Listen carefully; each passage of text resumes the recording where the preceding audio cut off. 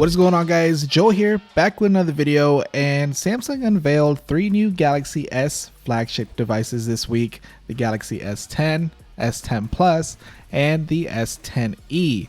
Now, unfortunately, I wasn't able to make this event this year, but I wanted to bring some Samsung news to the channel since it has been a while.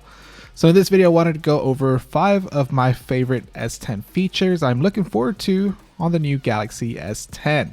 But before we do get started, shout out to my buddy Danny for letting me use some of his footage from this event.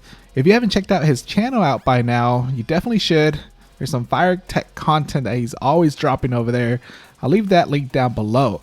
Now, kicking things off with the first feature is the fingerprint scanner. Both the new S10 and S10 Plus have improved their fingerprint scanner by moving it from the back of the devices to now building it into the display, aka the ultrasonic fingerprint scanner. In-display fingerprint scanners isn't something new because other manufacturers have implemented this, like OnePlus and other manufacturers. But the difference here is that the Galaxy S10 uses ultrasonic scanning instead of optical. So this meaning it uses ultrasonic waves that map the unique pattern of your fingerprint.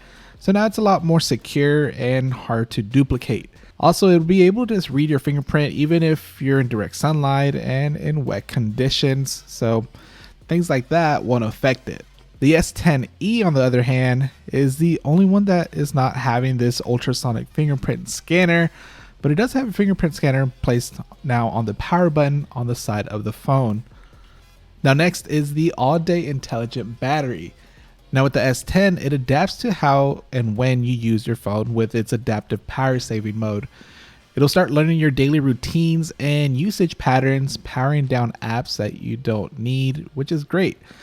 I know in the past when using other Android devices or even like the previous Samsung Galaxy devices, even though they have a large battery, the Android operating system seems to drag it down. But thankfully, Samsung has implemented this type of feature to their devices now, where it'll learn you as you start using your phone. Now they all have decent sized batteries, with the S10e packing a 3100 mAh battery, the S10 with a 3400 mAh battery, and the S10 Plus with a pretty large 4100 mAh battery, this being larger than last year's Note 9.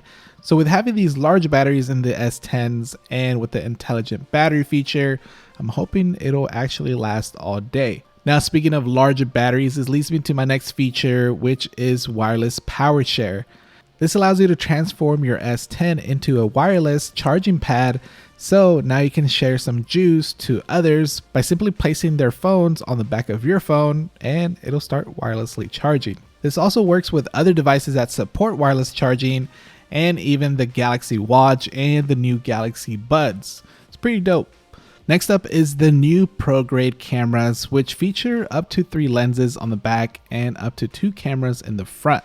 This does depend which model you get, but in all S10 models, you will get a 12 megapixel wide angle lens and a 16 megapixel ultra wide angle lens in the back. Now this new ultra wide lens seems pretty cool because it is capable of capturing up to 123 degree field of view, which is the same kind of field of vision one actually sees from the eye. Now on both the S10 and S10 Plus, those are going to feature a third camera on the back, which is a 12 megapixel telephoto lens, so you can zoom in even more without losing quality. Samsung has also improved their stabilization when recording video from their cameras, and also even support HDR10 Plus recording. Now as far as the front camera, the S10 features a 10 megapixel selfie camera, and if you opt for the S10 Plus, that does feature an additional camera, which is going to be their new RGB depth camera.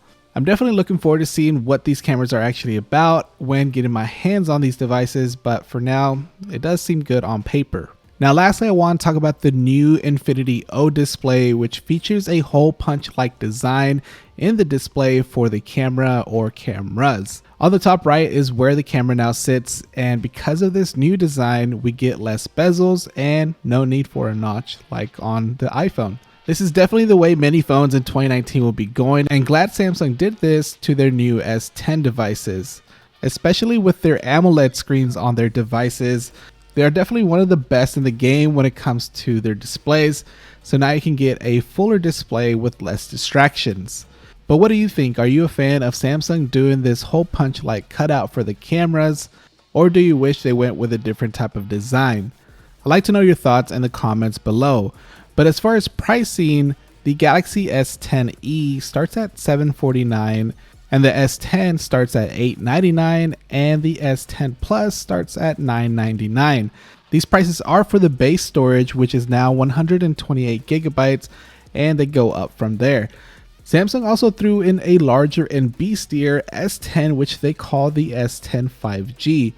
This model will have a larger 6.7-inch display, a 4500 mAh battery, and a total of 4 cameras on the back. It's definitely going to be a beast of a phone. It'll be the first device to support 5G, and it is set to drop later this year. As for the rest of the S10 devices, those are set to drop on March 8th, with pre-orders currently going on. But what do you think about the new Samsung Galaxy S10? Is this something you'll be picking up for yourself? Personally, I am leaning more towards the S10e, but let me know if you'd like to see some coverage and maybe some comparisons between this and the iPhone.